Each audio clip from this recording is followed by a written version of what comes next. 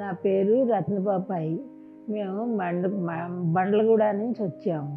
నాకు ఇంటి దగ్గరే జ్వరం వచ్చింది.